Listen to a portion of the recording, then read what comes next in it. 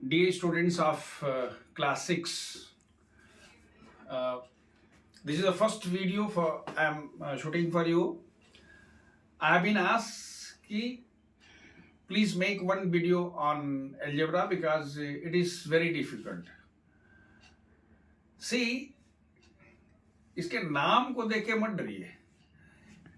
जो भी आपने आज तक पढ़ाई किया है, अगर उसमें सबसे आसान अगर कुछ है, सबसे आसान, सबसे सस्ता वाला, तो वो क्या है? एलजेब्रा है.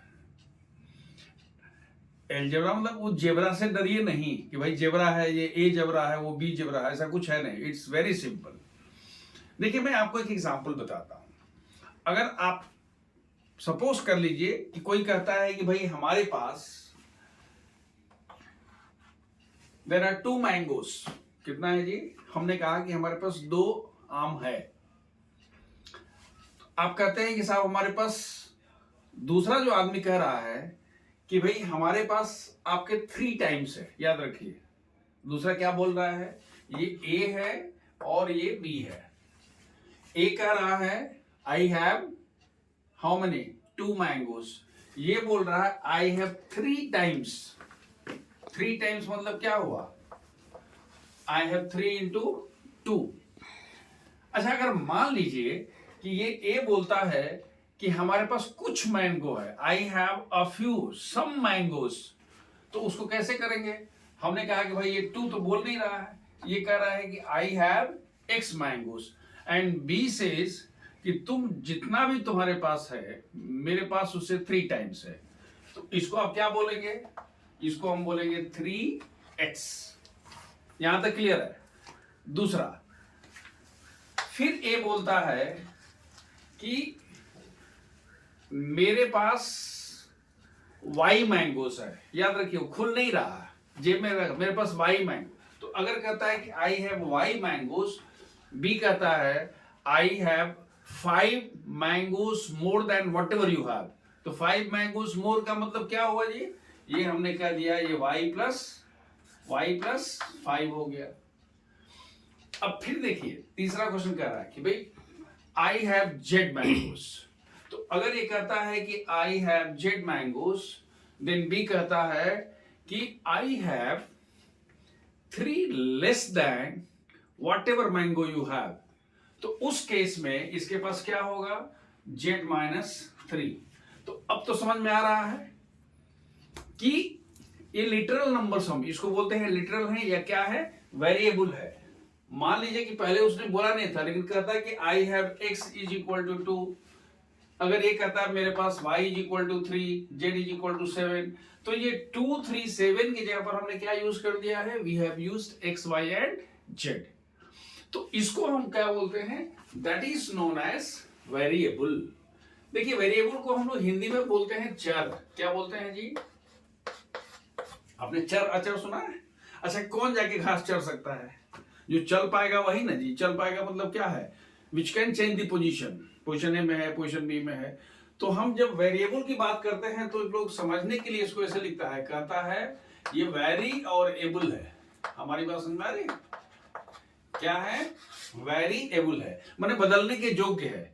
मतलब अगर आपने एक बार कह दिया कि हमारे पास x, आपने कहा कि भाई हमारे पास x इज इक्वल टू 2 है, तो ये बदलने योग्य है. मतलब क्या? x का मान 3 भी हो सकता है, x का मान 4 भी हो सकता है, x का मान 5 भी हो सकता है, x का मान 10 भी हो सकता है, x का मान 0 भी हो सकता है. कहने का क्या मतलब हो गया? कहने का मतलब ये हुआ कि आपके पास ऐसा कोई नंबर. अच्छा, एक बात और ध्यान रखिए. अगर एक हम आपको और एक बढ़िया example.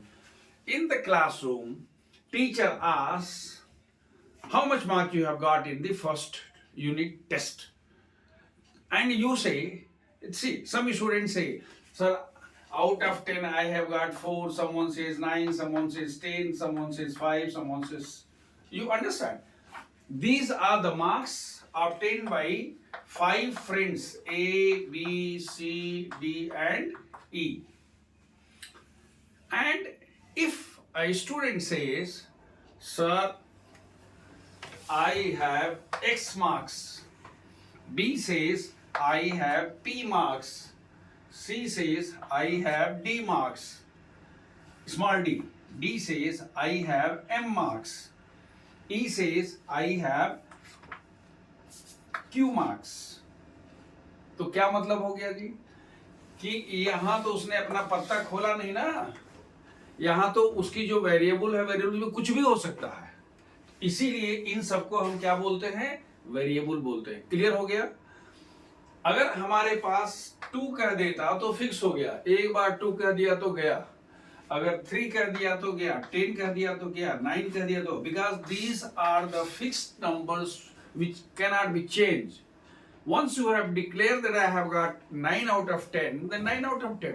But if you say I have got x out of 10, it means that you have always an option to change the value of x, and that is why that is variable, जिसकी value हम चाहें तो बदल सकते हैं। इसीलिए जब आपसे कोई कुछ पूछता है, जैसे मान लीजिए कि आप टेस्ट में खराब करते हैं, अच्छा पहले एक बात और देख लीजिए, तो पहले हम लिख लेते हैं कि वेरिएबल्स को क्या बोलते हैं। ये जो वेरिएबल्स हैं ये दे कैन चेंज, और इसको हम लिटरल नंबर्स भी बोलते हैं, लिटरल्स भी बोलते हैं, या लिटरल्स आर लिटरल नंबर्स भी बोलते हैं, लिटरल नंबर्स। मतलब जो नंबर की जगह पर हम एक्स वाई जेड यूज करते हैं। और कैसे वेरिएबल क्या क्या हो सकता है, ये स्मॉल स्मॉल जनरली लोग ए बी सी लिखता है, बड़ा भी लिख सकते हैं, तो हम कहते हैं A B C X Y L M N P Q R S, ये सब क्या है, जनरली हम इस तरह की चीजों से वेरिएबल को हम क्या करते हैं, रिप्रेजेंट करते हैं। वेरिएबल्स आर रिप्रेजेंटेड, क्लियर हो गया। इसको हम वेरिएबल से रिप्रेजेंट करते हैं। तो अब दोनों में फर्क क्या होगा भाई, ये कांस्टेंट तो है नहीं, न्यूमरल तो है नहीं, ये ऐसे लिटरल नंबर्स हैं। लिटरल मतलब क्या, जिससे लेटर से जो शुरू हो रहा है ना, तो वहां से हम कह रहे हैं कि ऐसा नंबर जिसकी हम जो चाहे सब वैल्यू जब चाहे, as and when we want we can change the value, that is the variable, it's not a constant. Constant means is fixed. Now we can see some example.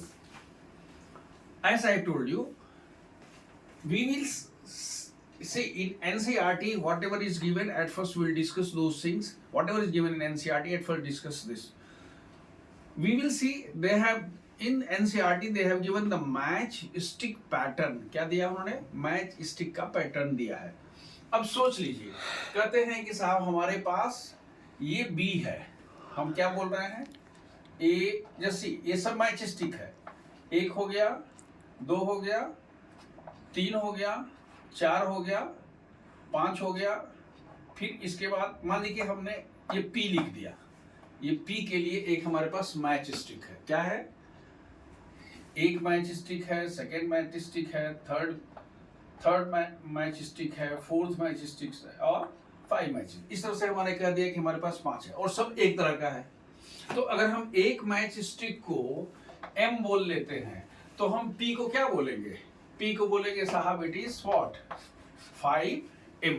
बात समझ में आ रही है, मतलब हमारे पास क्या कितना मैच स्टिक यूज हुआ है, 5 मैच स्टिक यूज हुआ है।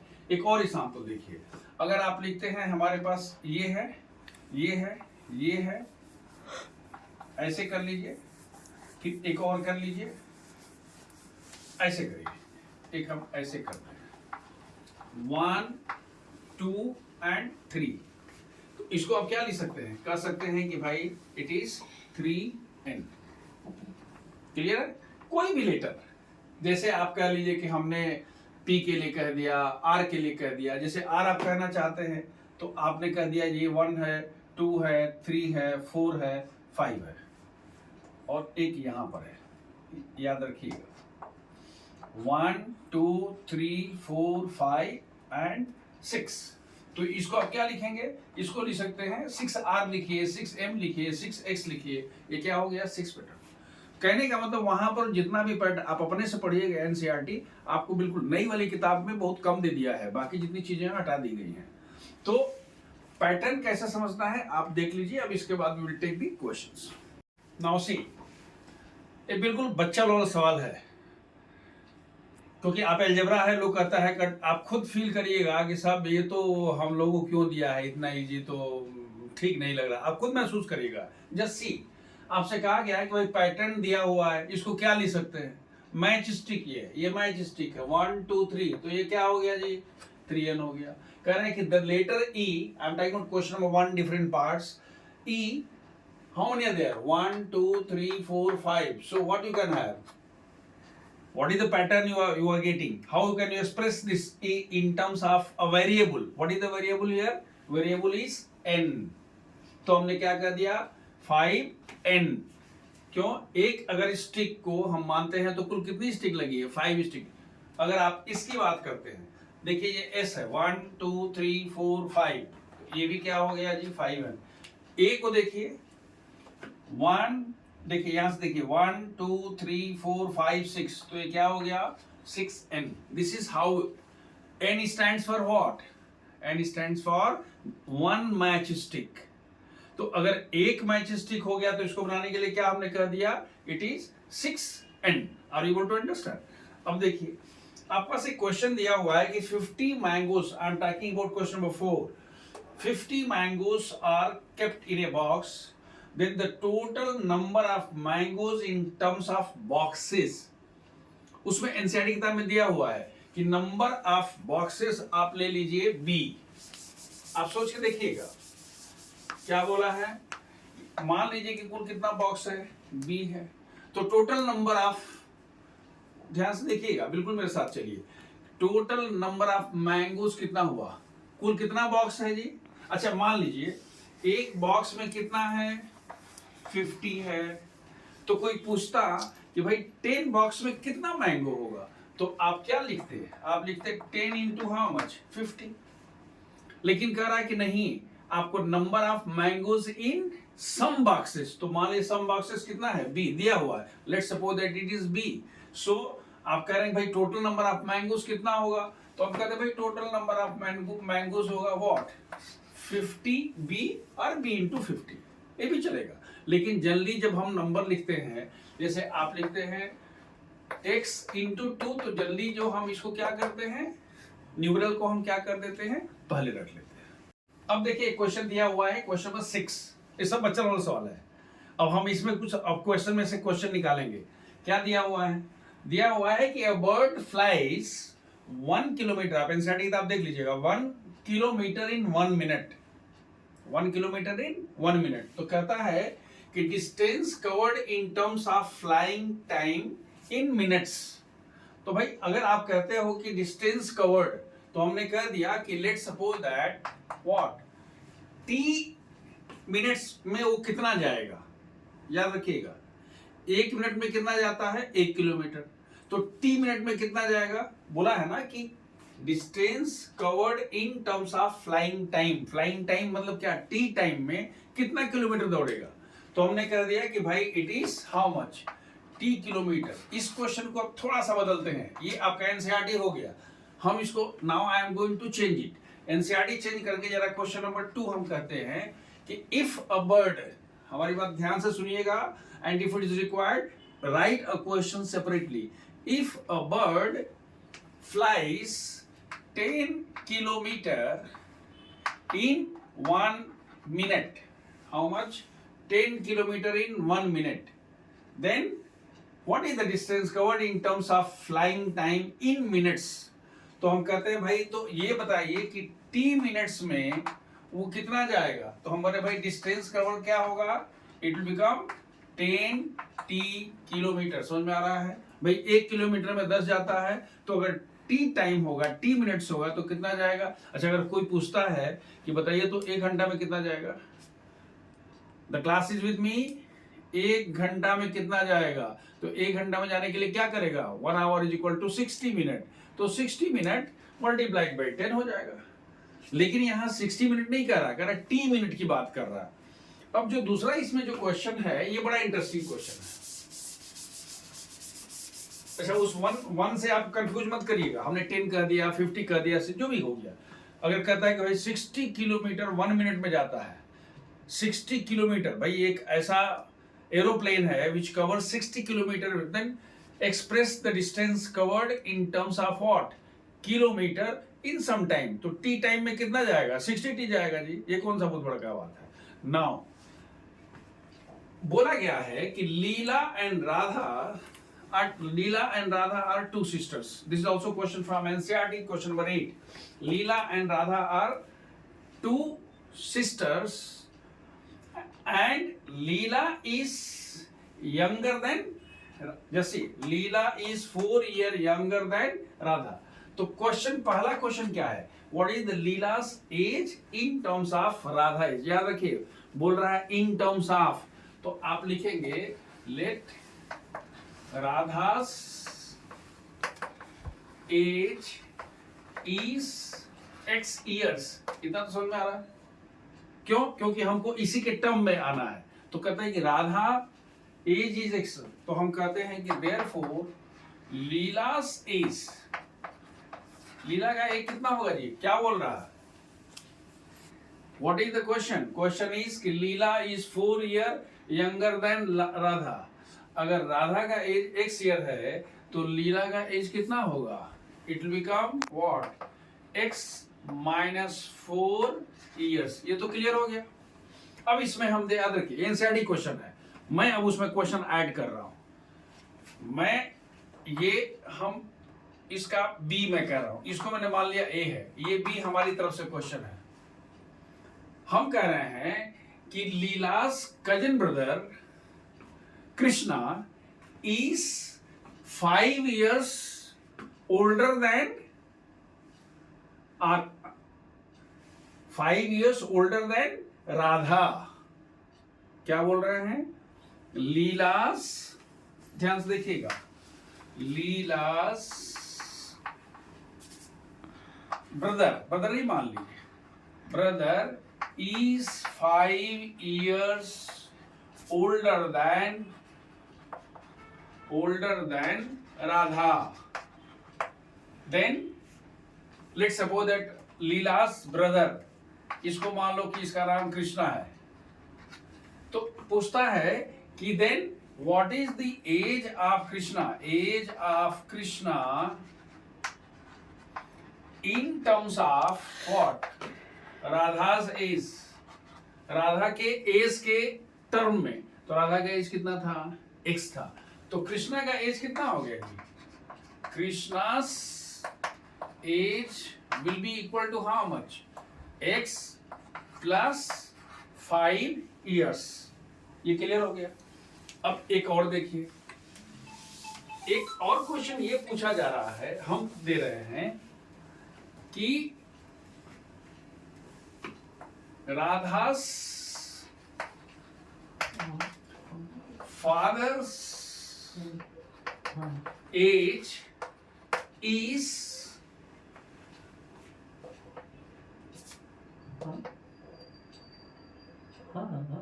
3 times the age of Radha। Radha के फादर का एज कितना है जी? 3 times द एज है। तो इसका आंसर कितना हो गया? इसका हो गया 3x years। एक और क्वेश्चन, अगर ये पूछता है कि राधा's mother's age is 5 years less than 3 times its age। क्या बोल रहे हैं? उसके 3 टाइम्स एज है, उससे 5 साल कम है। तो आप उस केस में उसकी मदर का एज को क्या लिखोगे? मदर की एज को लिखोगे 3x माइनस 5। देखिए, आप सोचते रहिए। अब इतना बात क्लियर हो गया।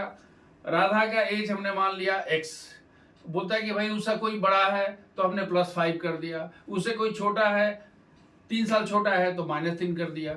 ठीक है। अगर कोई ये पूछता है कि भैया बताइए उसके फादर का जो एज है वो लीला और राधा के एज के सम से 15 साल ज्यादा है, तो लीला का एज कितना है जी? आपने क्या निकाला था? X minus 5। और राधा का एज क्या कहा था आपने? X, और 15 साल और है तो हमने कह दिया कि +15। मतलब जो कह रहा है उसके फादर का एज उसे 4 टाइम्स है तो हमने 4 से मल्टीप्लाई किया। कहता है कि 4 टाइम्स करने के बाद भी 2 साल ज्यादा है तो हमने 4x + 2 कर दिया।